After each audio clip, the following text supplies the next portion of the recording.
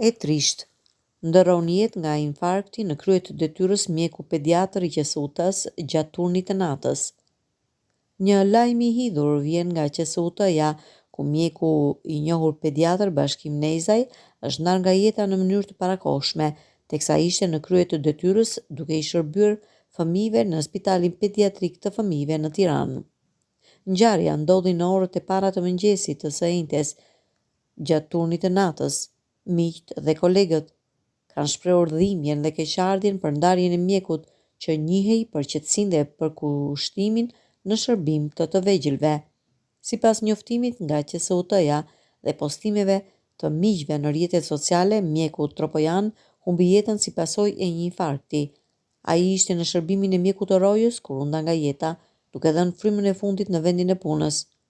Shuarja e mjekut Nezaj ka tronditur jo vetëm familjen dhe miqt, por edhe gjithë komunitetin mjekësor, veçanërisht kolegët e tij në QSUT, ku për vite me radhë ai shërbeu me përkushtim të plot ndaj fëmijëve të sëmurë.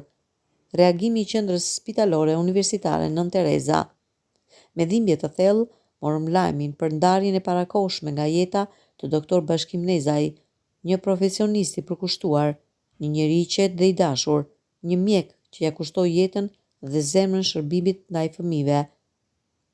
Për më shumë se 20 vite, doktor Bashkimi ka qenë pranë çdo vogëlushi që ka kaluar pragun e pediatrisë, duke u bërë shembull i humanizmit dhe profesionalizmit të rrallë.